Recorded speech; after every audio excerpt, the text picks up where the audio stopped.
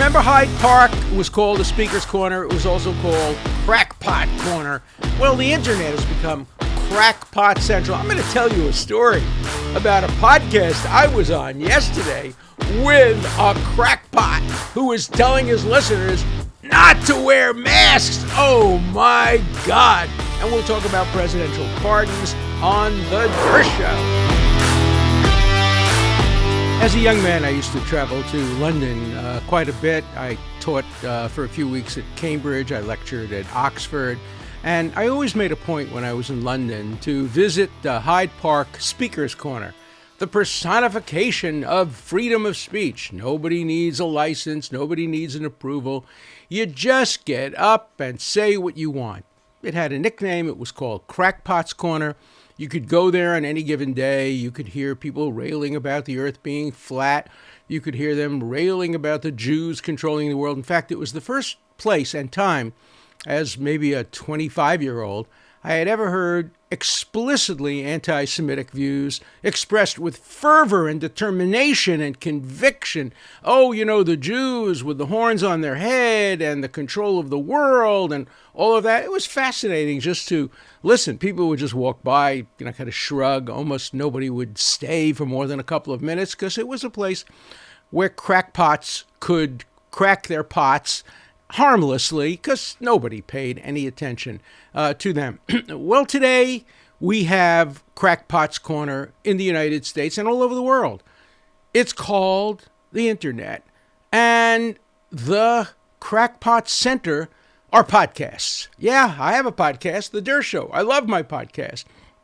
But you can hear me talking sensible issues on the podcast. But if you start ranging around podcast world, it's like Hyde Park. So yesterday I experienced Crackpot Corner on the internet.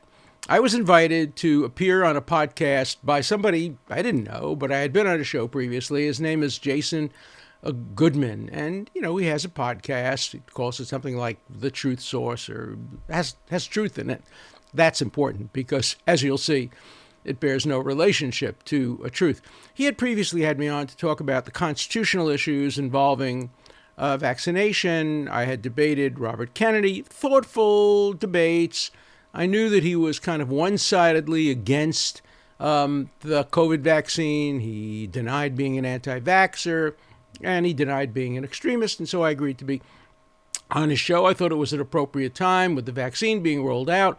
It would give me an occasion to talk to his audience and urge them to follow the science and urge them to get the vaccine if the vaccine proved to be effective and safe. And it was my opportunity to once again explain the subtle constitutional issues involving mandatory vaccination. So I started out the show by saying, I hope we don't ever get to a point where we have to face the issue of mandatory or compulsory vaccinations. I hope that people will line up to get it.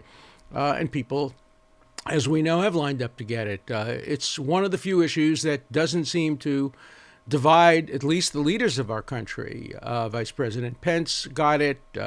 Biden got it. Benjamin Netanyahu got it in Israel. AOC got it. She didn't deserve to get it. Why a healthy 30-something-year-old should be jumped ahead of medical providers and frontline providers and 90-year-olds, I don't know, but she's a socialist. From each according to. How does socialism apply to getting on the back of the line instead of jumping the line to get the vaccine? All right, that's another issue for another day. I'm no AOC fan. In general, I think she's a hypocrite, and I think this is a perfect example of her hypocrisy. So I'm on the show. We're talking about the constitutional issues, nothing exceptional. I laid out my point, which I've made on this show a dozen times. I've made in articles a dozen times. I've made it in books that I've written. The Constitution distinguishes between vaccines that only help you if there were a vaccine for Alzheimer's and a heart condition or stroke, or a medicine for it. That would be 100% preventive. They can't make us take it. We're entitled to choose not to take medication that only helps us. But if there is a vaccine or a pill that prevents the spread of the disease to others. In fact, on the show, I gave an extreme hypothetical. What if there were a pill you could take or a vaccine you could take that didn't help you at all, didn't help you one bit? It didn't prevent you from getting the disease directly, but it prevented you from spreading it to others. Ultimately, it would obviously benefit you because if it didn't spread to others, it would be less likely to spread back to you. But the vaccine itself didn't stop you from getting COVID, but it prevented others from getting it from you. Would that be compulsory? I said, yes, that could be compulsory. So I was making a sharp distinction between helping the person getting the vaccine and helping the person not spread it to others. He pretended not to understand it. He said there is no such vaccine. I kept saying, well, hypothetically, the way we think about things in a democratic, thoughtful society is we create hypotheticals. We decide how the abstract hypothetical should be resolved, and then we apply real-world realities to the hypothetical. In life, nothing's 100%, nothing's 0%. So it's the way you think about things. It's not my invention. A guy, what was his name? Something like Socrates, invented it 2,500 years ago. Probably people before him did that. It's called the Socratic method. It's called the Talmudic method. You exchange views based on hypotheticals. You think about things in a thoughtful way, and then you make up your own decision. So we were going along perfectly fine. As we were getting deeper into the show, and as maybe more and more viewers, and as he was, making me seem credible and himself seem credible, he started kind of slouching to Bethlehem by starting to raise questions about whether the vaccine is constitutional, whether the vaccine should be taken. In the end, he began to strike me as an anti-vaxxer, although he did acknowledge that the Supreme Court may have been correct in administering the smallpox vaccine. I didn't understand particularly his distinction.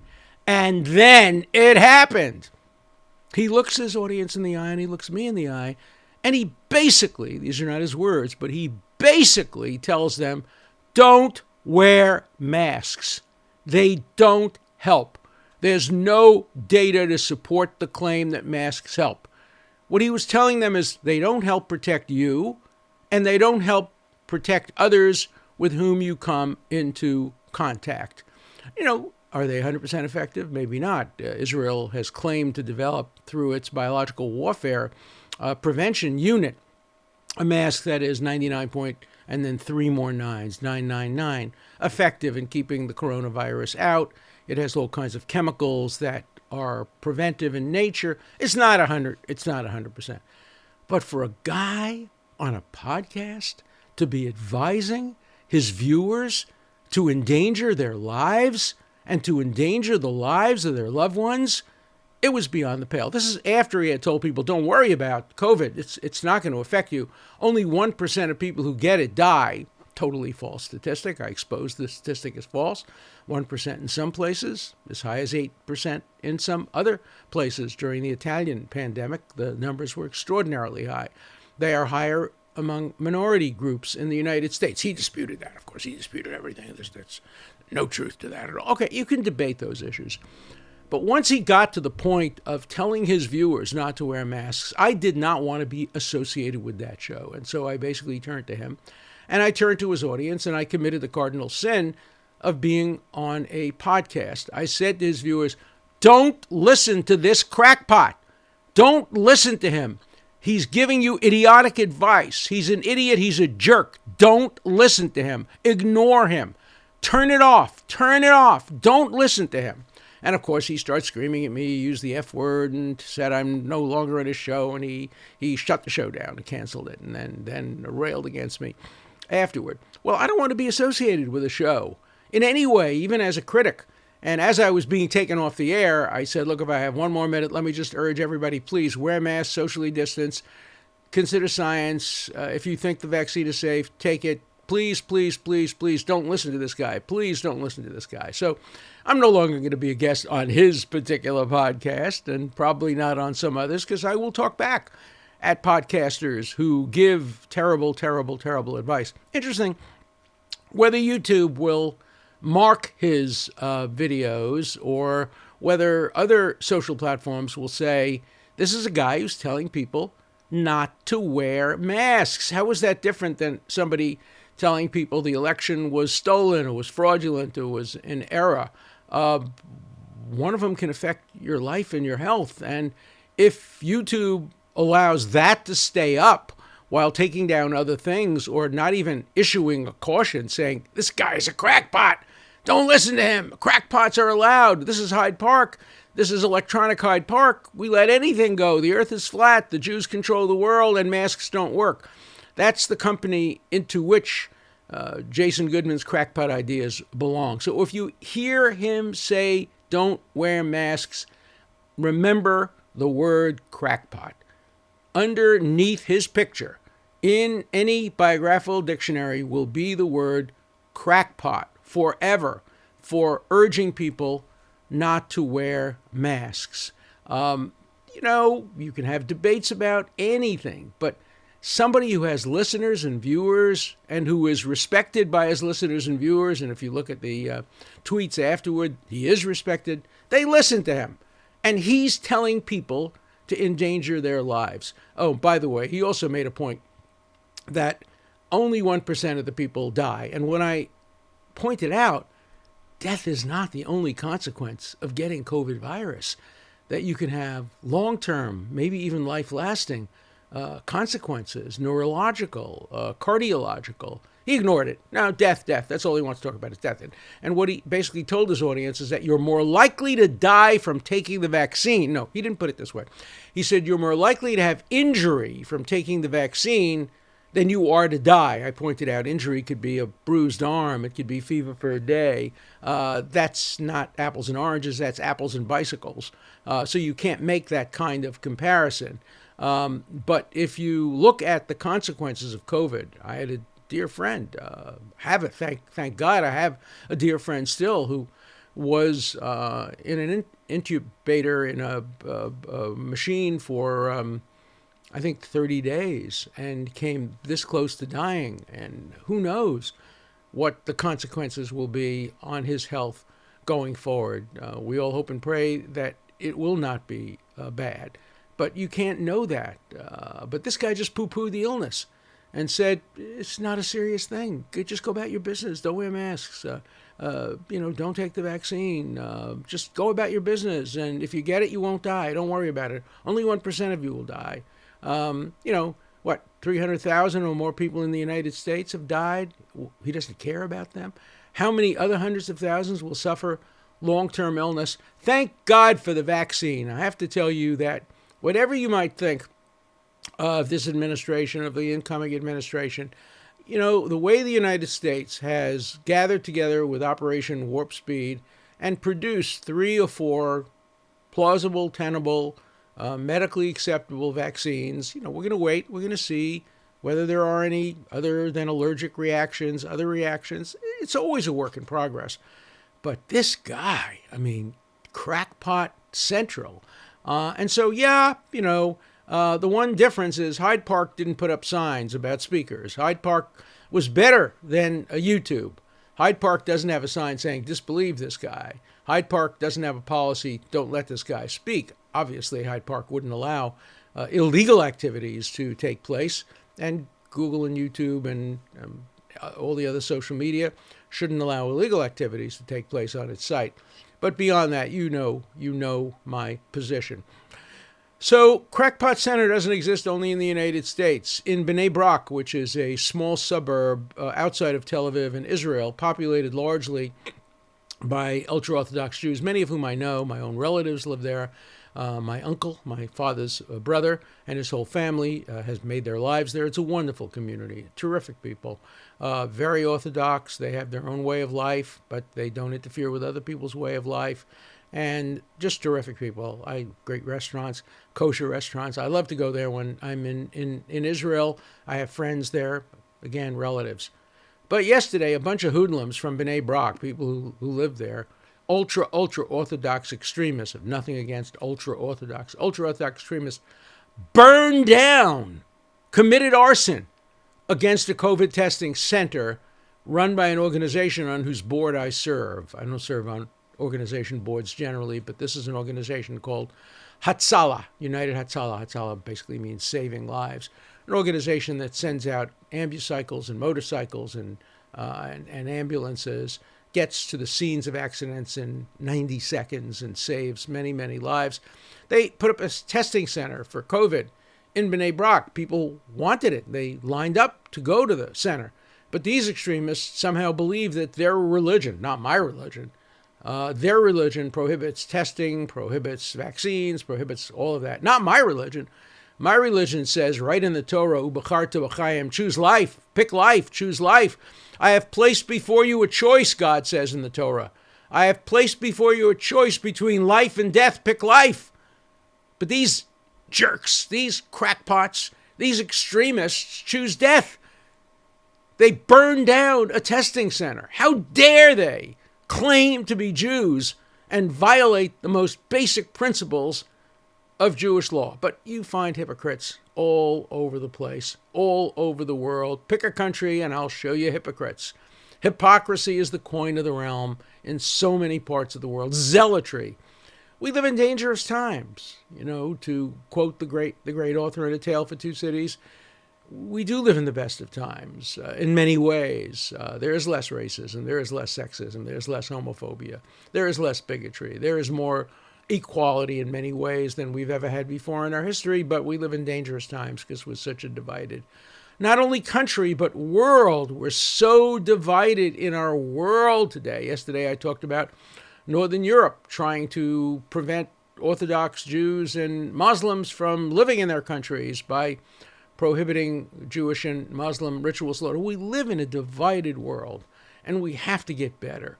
I would have thought COVID would have united us, and it has in some ways. It was thrilling for me to see Republicans and Democrats, liberals and conservatives alike, getting the vaccine and doing it in public and sending a powerful message, more powerful than words can send. We are taking this vaccine. We trust science. We trust the doctors. Oh, you can go on social media and you can see conspiratorial websites saying, they didn't take the vaccine. Come on. That was a saline solution. They're fooling you.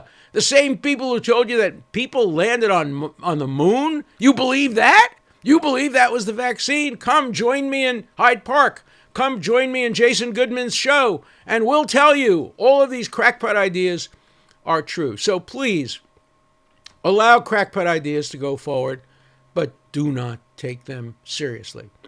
Just one more word about current events before we turn to questions. Yesterday, President Trump issued a number of pardons. I hope he issues many, many, many more pardons. All presidents have pardoned. This president pardoned less and commuted less than previous presidents. He's going to get pushback. They always do. Yes, some of the people he pardoned were people who he knew and people who had lawyers that came to him he knew. But let me tell you, Ken Starr and I went to him. Ken and I were both of his lawyers. We're the ones who presented the case against impeachment on a constitutional basis. And both Ken and I begged President Trump personally. We were on the phone with him, begged him to save the life of Brandon Bernard. You remember the 40-year-old who was on death row for a crime that he was an accessory to 22 years earlier. And let me tell you, with all due modesty, Ken and I are pretty darn good advocates. And the president gave us every opportunity to make our case, and he turned us down, and they executed Brandon. And so the president isn't just rolling over and doing favors for his friends. I'm not his friend. I was his lawyer for a brief period of time. He's not doing that. Yes, he is, because he believes that people who were caught up in the Mueller report were unjustly treated. He is pardoning and commuting some of those sentences, but he also pardoned yesterday an Orthodox Jew who's getting sick in prison and who got a sentence in excess of what he would have normally gotten. Nobody who was a friend of the president pushed for that. He just saw a humanitarian issue, and he granted a pardon. There'll be more pardons probably today and tomorrow, and perhaps after Christmas as well. The president must recognize, and I know he does because I've discussed it with him, in general, the president must recognize that the pardon and commutation power is more than just mercy. It is part of our system of checks and balances. When the legislative and judicial branches get out of whack, it's the executive branch through the president that has the power to control it. One of the issues that I have presented to the president, I am asking him to commute sentences of people who have been victims of what I call, or what others call, the trial penalty. There are two people who got recommended sentences of 7 to 10 years if they pleaded guilty. They didn't think they were guilty. They pleaded not guilty, a mistake. They went to trial. And as a result of going to trial, just as a result of going to trial, their sentences were increased tenfold. One of them got 70-something years. The other got 80-something years. 70, 80 years instead of 7 to 10 years for the crime of having a jury trial, for the crime of invoking his constitutional right to trial by jury. That's a crime. And I hope the president will commute the sentences of many who have been victims of the trial penalty and others who have been victims of judicial and legislative abuses. That's the proper role of the president. I know he's taking it very seriously. I know he has a whole group of people who are in the White House who are vetting these applications. I hope they will vet them broadly and encourage the president to broadly use his power of commutation and pardon. And I hope that in the coming 28 days, we will see more and more pardons and commutations of people whose sentences and convictions just are unjust. Unjust, but they can't get remedies from the courts or from the legislature. The only place they can get a remedy is from the president, and the president ought to give them those remedies. Okay, so those are my points today on the Der Show. We're going to take a little hiatus so that you folks can celebrate Christmas with your families. Our producers, our camera people, our technicians, all are going to be with their families over Christmas. As a Jew, I get great happiness and pride in wishing everybody Merry Christmas. I'm not one of these people who has to say Happy Holidays. Merry Christmas. Thrive on your religious beliefs. Enjoy your Christmas trees. Enjoy all the accoutrements of Christmas. And we'll be back right after Christmas, Monday of next week, with usual energy and enthusiasm. And now we're going to take some questions from the Witzes, the people who complete the Der Show with their wits. Let's turn now to our first caller. I am curious, what are your thoughts about New York Times versus Sullivan in general? Was that during your time clerking for Justice Goldberg? I've studied it. I've studied Curtis Publishing v. Butts. I've studied Gertz versus Robert Welch. And I have to tell you, I don't really understand the place of these holdings in our modern media environment.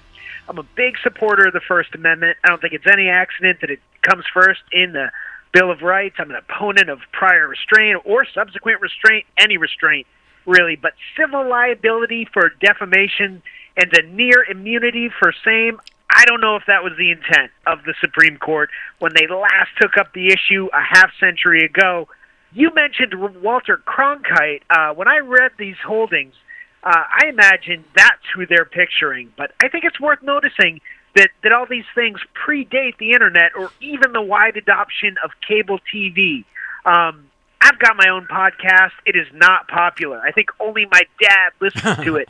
But am I a public figure for putting myself out there like that? Do I have virtually no recourse if I am defamed? I'm curious, your thoughts. These rules are hard for me to understand, but thank you as always. I love the show. Keep up the great work. Oh, great. Thank you. You get an A+ in constitutional law, particularly on the First Amendment. You want to hear something curious? You talk about the First Amendment was first. I have the original draft. I own an original draft in the congressional record of the Bill of Rights as they were first proposed. The First Amendment was the Third Amendment. The first two amendments were rejected. And so the Third Amendment became the First Amendment. But in my draft, the First Amendment is the third, the Second Amendment is the fourth. It goes on and on and on. But only 10 amendments were passed, and the First Amendment was first. Not only was I a law clerk on the Supreme Court for New York Times versus Sullivan, I, along with my co-clerk, helped draft Justice Goldberg's concurring opinion in the case. And we were both centrally involved in the memos back and forth and the arguments back and forth in the Supreme Court. And so I consider myself really an expert on New York Times versus Sullivan. I was present at the creation. I think it does go too far in many ways, and I think it doesn't take account of the internet. I am clearly a public figure. I am suing both CNN and Netflix, and I will have to prove malice. Fortunately for me, it's very easy to prove malice. In the CNN case, they knew that I had said the president can be impeached for illegal and unlawful behavior, and they willfully, deliberately, and with malice doctored the tape and took it out. The same thing is true with the Netflix case. What they did with malice. They made me promises. They broke them, and they engaged in constitutional malice. So I don't think New York Times versus Sullivan will be a barrier, but it has been a barrier in many, many other cases. And I would like to see it revisited, not abolished. The basic thesis that public figures invite criticism must remain. But I do think that the way it's been interpreted in some courts makes it almost impossible for a public figure to win a defamation lawsuit. And when you enter the public domain and you ask if you're a public figure, you could be a qualified public figure if you're being sued for something you say on your podcast, but you're not a general public figure. If somebody talks about your private life, they don't get to have the benefit of you being a public figure. In my case, I'm a general public figure because obviously I've been in the media, I've represented previous presidents and prime ministers, I've put myself in the center of American politics, so I don't disclaim, I admit right away in my briefs, I am a public figure and subject to the restrictions in New York Times versus Sullivan. But you're absolutely right. The time has come, and I think it will come, for the Supreme Court to look at the whole issue of defamation, of Section 130, of the internet, of the impact that social media has had on what was a New York Times case. That was a case involving a newspaper, an ad in a newspaper that allegedly defamed a sheriff. And so I think we will see some changes, and we have already seen some changes in lower courts, but lower courts can't really change Supreme Court decisions. What a great question. This really is, in many ways, like a seminar on the Constitution when I get callers like you. So thank you.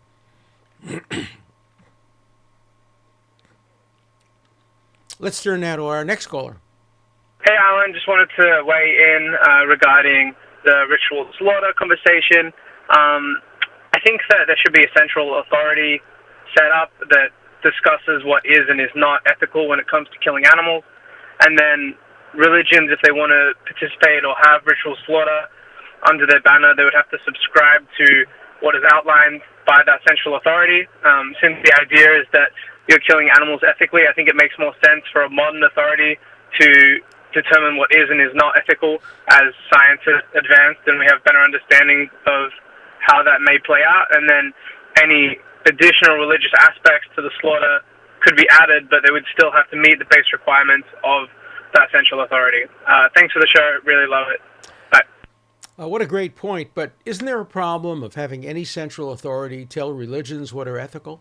I mean, religions claim to know ethics better than government, and many people turn to religion, not to government, not to central authorities, to determine their ethics. And Jews and Muslims, Orthodox Jews and religious Muslims, believe that the method of slaughter that they use is highly ethical, and for the government to tell them to change it would raise fundamental First Amendment questions. Look, I think part of the issue that's presented with the ritual slaughter, first of all, we have the hypocrisy issue. We always have the hypocrisy issue. Why are you allowing hunting and not allowing ritual slaughter? But, you know, there are other issues as well. And one of the issues is if you have a conflict between animal rights and human rights, under our rule of law, shouldn't human rights be given a preference over animal rights? Is that speciesism? We generally do that. Now, I've written an article many years ago in which I said there's no such thing as animal rights. What purport to be animal rights are really human rights, not to see animals tortured. If we really believed in animal rights, we would say the lion has no right to eat the lamb. But we don't stop the lion from eating the lamb. The lamb has no right to life. or not to be tortured vis-a-vis the lion. The lamb only has the right not to be tortured vis-a-vis human beings. And so I wrote in this controversial article that that animal rights really are human rights. They really are designed to protect the sensibilities of humans so that humans don't be involved in acting unethically toward animals. But the animals themselves don't have rights. Now, there are them who say animals should have rights. Chimpanzees should have rights. I think New Zealand has introduced legislation about chimpanzee rights. But, do chickens have rights? Do worms have rights? Or do humans have the right not to see animals suffer? It's an interesting question. I'd be interested in your views on that. Is there such a thing as animal rights, or are they just human rights? And if there are animal rights, do they get elevated over human religious rights? These are hard questions. The Supreme Court addressed them briefly in a Florida case some years ago when a particular religion was engaging in some kind of animal ritual sacrifices.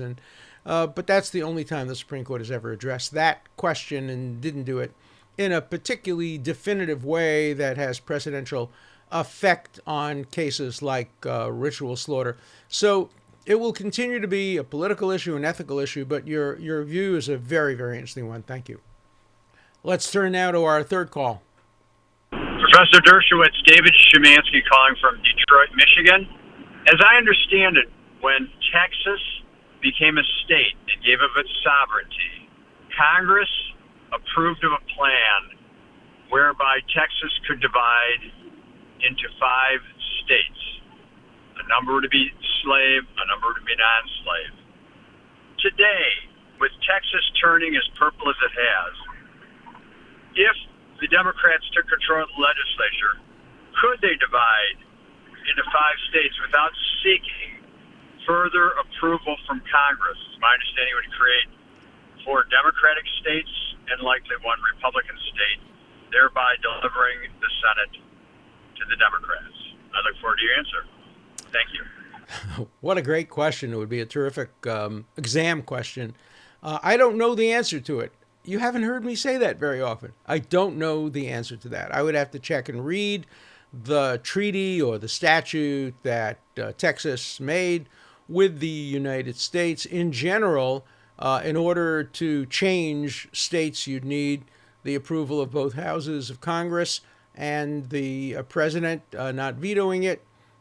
Under certain circumstances, you might even need a constitutional amendment. I know there have been movements to divide California. California, after all, is one of the largest countries in the world today. It ranks, high among countries in the world. It has, 50 million people, and it's very large geographically, not as large as Texas, not as large as Alaska. But I don't know the answer to the question, whether or not, I know the president couldn't do it alone, that's clear. I know the Senate couldn't do it alone. The real question is whether the United States government, through acting without a constitutional amendment, through the House and the Senate with the non-veto of a president, could divide Texas into more than one state, or California into more than one state. I think it would be a very bad thing to do because it would then give an invitation to the legislatures to do it everywhere. You can then begin to divide Rhode Island. And hey, Wyoming. Look, Wyoming has a lot more land than it has people. And so you could divide Wyoming into different states. I think, just like the Supreme Court, 9 is not in the Constitution, 50 is not in the Constitution when it comes to states, but I think we're really better off keeping to the states. Having states now has become political. The only 2 states that have been added in recent years, obviously, were Alaska and Hawaii. And the reason it was easy to add them is one was traditionally Democrat, the other was traditionally Republican. Those things change over time. But you're not going to get statehood necessarily for Puerto Rico or the District of Columbia without a big battle being fought by Republicans, because they're going to say it's just a cynical effort to add 4 more Democratic senators to the United States Senate and more Democratic members of Congress. So there'll be a big fight about it. But if the Democrats control all the 2 branches of the executive and the legislature, any of these things could come about. As a centrist liberal, I'm much more satisfied with being very cautious about dramatic changes in the status quo. Thanks for your call. Let's turn now to our final call for today. If there is clear evidence of people by name voting fraudulently, either because they were felons or they moved out of state or they voted twice or they voted in the wrong county or for whatever reason, and prosecutors decline to go after any of them, is there any civil recourse? Is there any expectation that people will suffer some kind of consequence? Because if not, again, the American people are worried it's just going to continue to happen if nobody goes after anyone. And if more evidence continues to come out after Biden is inaugurated, again, is there any recourse? Is there anything to be done, or is it just moot? You just have to accept the fact that there was fraud and let it go. Great. I think these are important questions because the American people want to know, how do you make sure that the law is enforced? And when prosecutors and courts do not even give a hearing to the evidence, how can we know that we'll ever have a good election? Thank you. Really, really probing and good question. I agree with you. I think that anybody who deliberately, willfully, fraudulently voted should be prosecuted. People vote sometimes mistakenly. They think they're residents of one county, they're residents of another county, or they think because they're in college, they're entitled to vote back home. Maybe the law is they're only entitled to vote where they're in college for 4 years. People make mistakes. They shouldn't be prosecuted for mistakes. But if somebody does the Hamlet moment, to be or not to be a fraudulent voter, and steps over the line and says, today I'm casting a fraudulent vote, they ought to be prosecuted. In the vast majority of states, only prosecutors can bring a criminal case. There are some states where you can bring a complaint, a criminal complaint, bring it to the court, and the court then can assign a special prosecutor to prosecute the case. At the very least, media and other organizations ought to create a list of people who have voted fraudulently, bring it to the attention of the authorities, put pressure on prosecutors to prosecute. I have no brief for anybody who's fraudulently voted. I'll defend them if they're charged, obviously, because I defend anybody who's charged with any crime, no matter how heinous or serious, but they should be prosecuted. You know, people often think because I'm a criminal defense attorney that I'm sympathetic to criminals. No, you know, when I'm my own self, just Alan, I'm very unsympathetic to criminals and very sympathetic to police, the FBI, the CIA, law enforcement. I'm very sympathetic to people who put their lives on the line, and I'm not sympathetic to criminals. I just have a job to do, and it's a very important job under our Constitution. So when I represent a person who's charged with crime, even if I believe he's a criminal, I'm going to give that person zealous representation, but I'm not going to like the person. I'm not going to support the person. I have my own right to decide my own ethical priorities, who I like, who I don't like, who I support, who I don't support. But just like a doctor, a priest, a rabbi, a psychologist, once I have a patient or a client, I'm totally committed to that client's point of view.